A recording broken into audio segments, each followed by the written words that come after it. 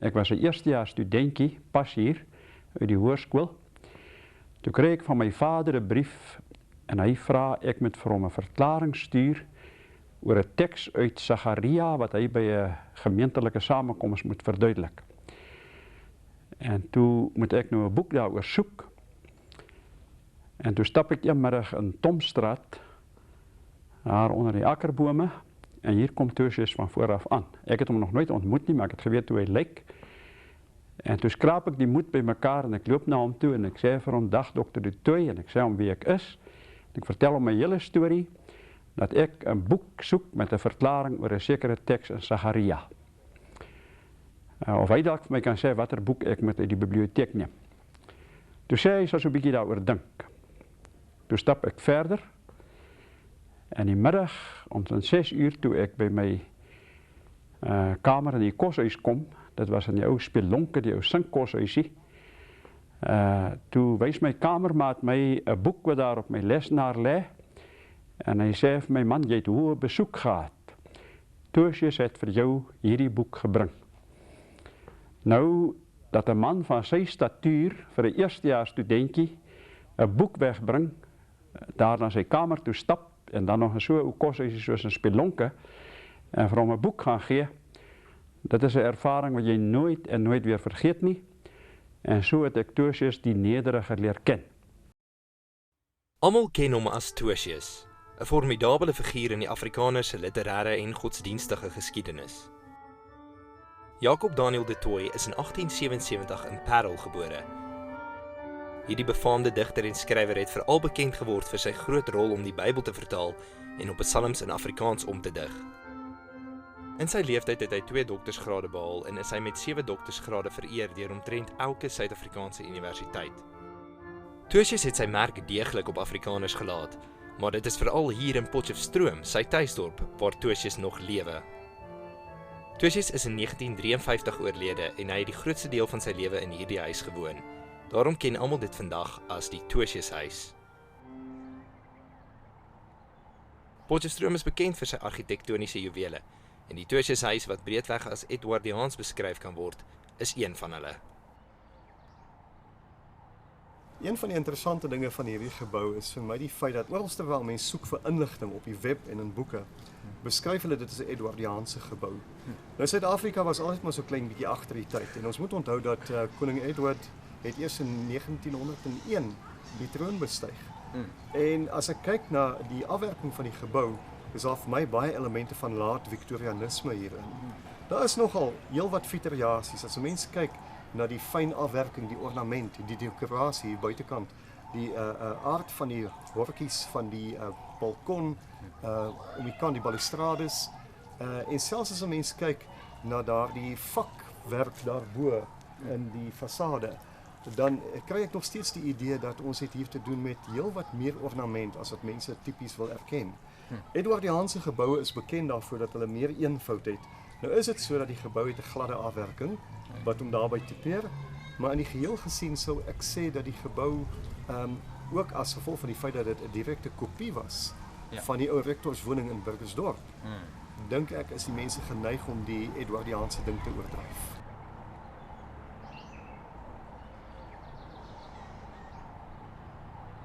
Johan, wanneer presies is die Tertiushuis gebou? Die Tertiushuis is gebou in 1906. Dit was die rektorswoning van die teologiese skool van die gereformeerde kerk. Nadat dit van Burgersdorp af geskuif is Potchefstroom toe. En is die 4 geboue wat opgerig is, die voorbereidende skool, die rektorswoning, die lesinglokaal en dan die koshuis. En professor Jan Leon Cachet was tot en met 1911 hoof gewees hiervan, toe Tertius oorgeneem het. En dit is natuurlik die huis gewees. Kom ons gaan kyk hoe lyk dit. Sekerlik.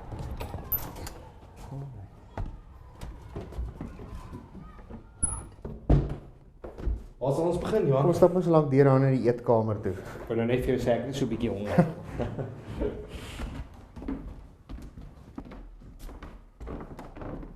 Ja, en kyk, ek sal nie omgee om hier te eet nie.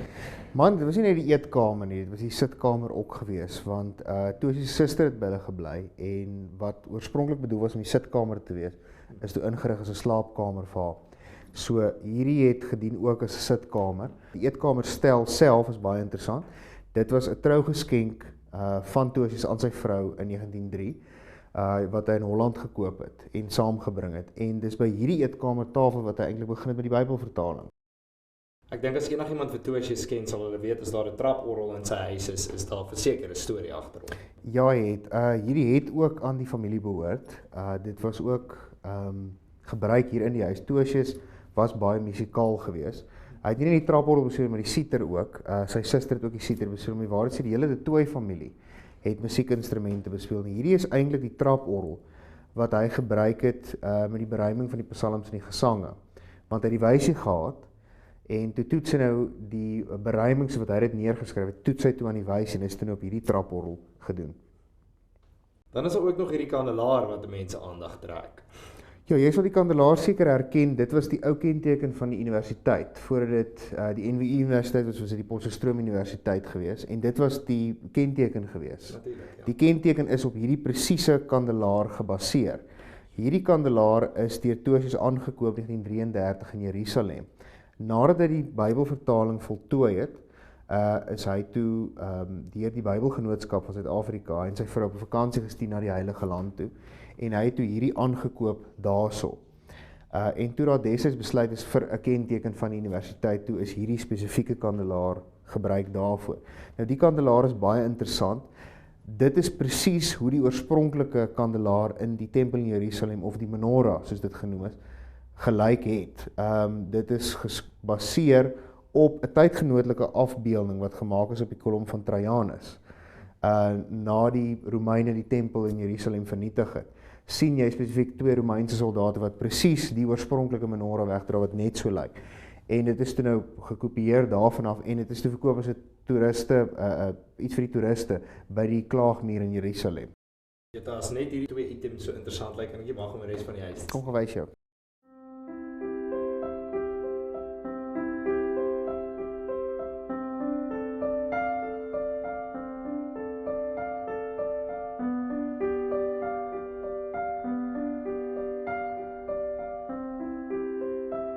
Hier is nou in my gunsteling deel van enige huis, die kombuis. Kan jy ons vertel hoe mevrou De Tooy hier aan die gang gegaan het, of hoe sy haar kos gemaak het? Ja, die huis is redelik modern ingerig, want hy het 'n mooi koelstoof. Hy het wel lopende water, alhoewel net 1 kraan koue water. Maar is nog steeds lopende water. Die water is maar warm gemaak daar in die warmwaterketel, daai koper houer daar op die kant van die koelstoof.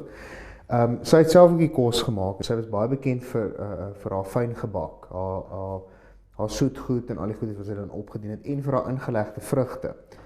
Wat ongelukkig nou maar 'n bietjie in die slag gebly het, want dit is in die Spens Geberge en die studente as hulle maar lus was om 'n bietjie iets te pesel, hulle het 'n manier gevind om die Spens se venster oop te maak van die buitekant af.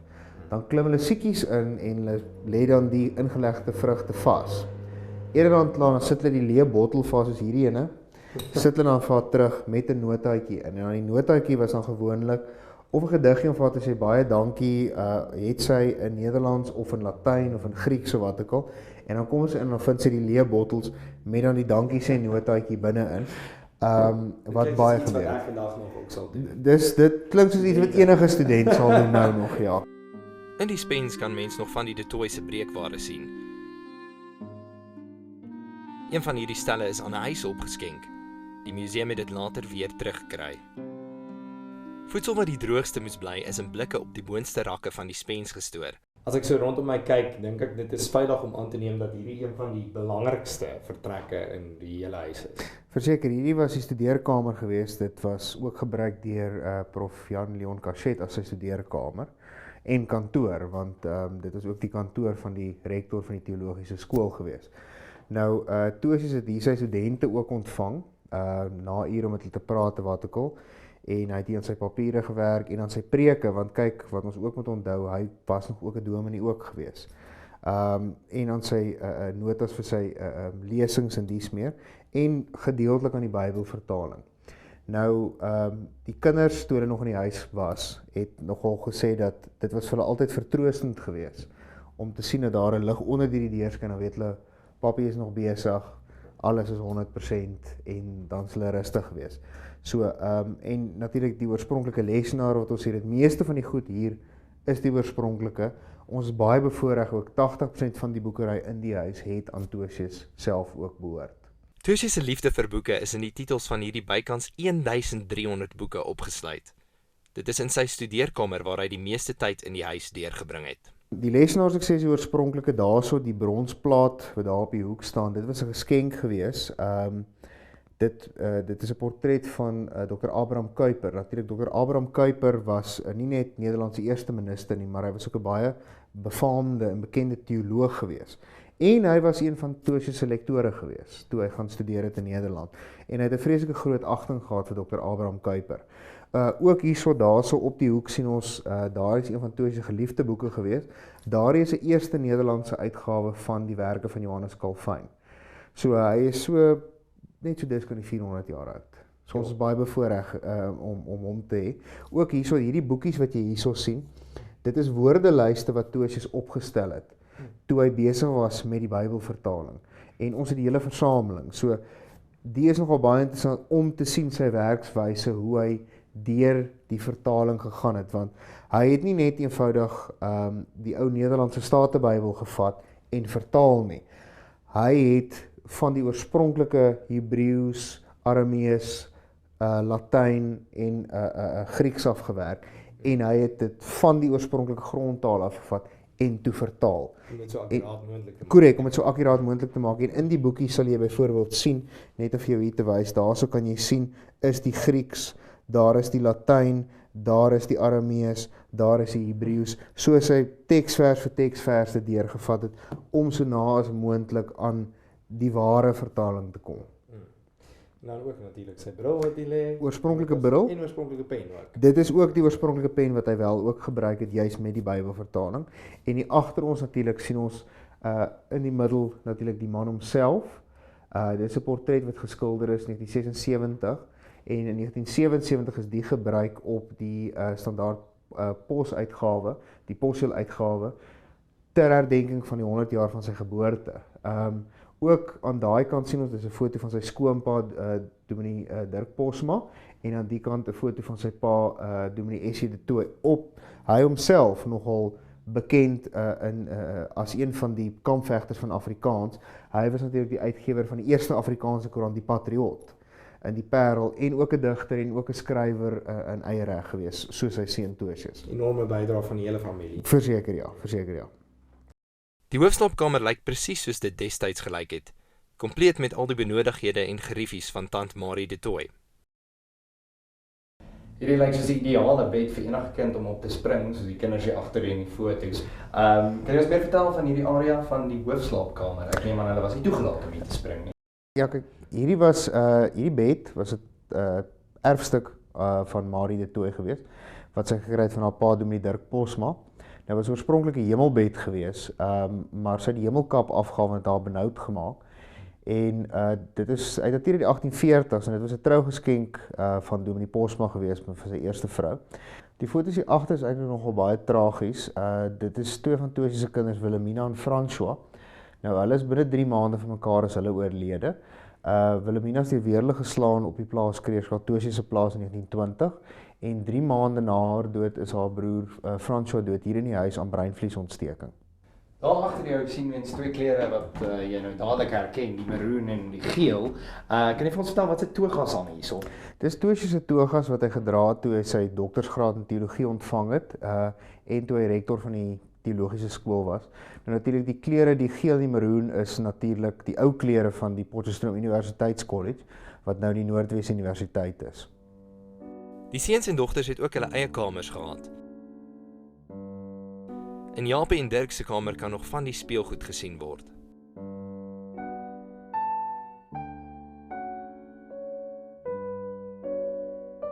Die badkamer lyk ook soos destyds, kompleet met 'n warmwatertoestel en basiese bykomstighede.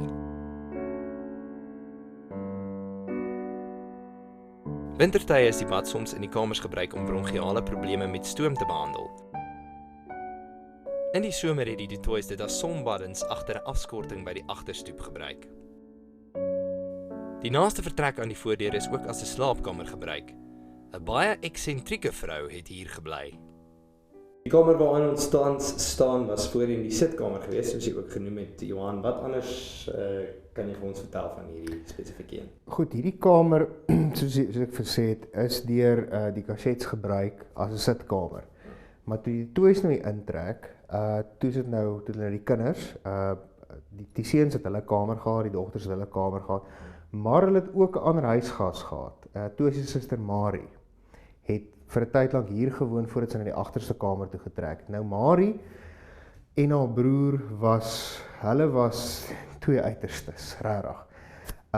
Sy was liberaal, feministies, uitgesproke, en sy en haar broer het op 'n redelike gereelde basis 'n bietjie vasgesit. Sy het byvoorbeeld die eerste boek oor feminisme in Afrikaans geskryf. Sy was 'n kettingroker.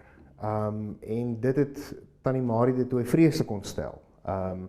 Want haar skoonsister was alles wat sy nie was nie. En sy was ook nie baie gelowig nie. Dit het ook tot verskriklike probleme gelei.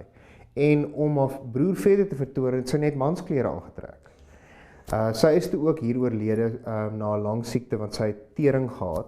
Dit is hoekom die bed ook hier op 'n baie snaakse plek staan, redelik naby aan die venster. Want daar is geglo as iemand tering het, moet hulle redelik naby aan die venster slaap. Dit het gehelp daarvoor. En snaaks genoeg, die dokters het voorgeskryf dat sy moet rook, want daar is geglo, dit ontspan die longe. En dit is goed vir tering. Nie hy is 'n baie goeie, nee, dit is nie baie slim geweest daai nie, maar ook hierso het ons baie van haar boeke en haar draai boekrakkie. En twee foto's van haar, baie vroeë foto wat ons kan sien wat sy sit daar met haar sieter, wat ook hier in die huis is, en dan daardie foto is die laaste foto wat van haar geneem is, wat ons daar kan sien, soos met die kort hare en die mansklere aan die strikdas en alles.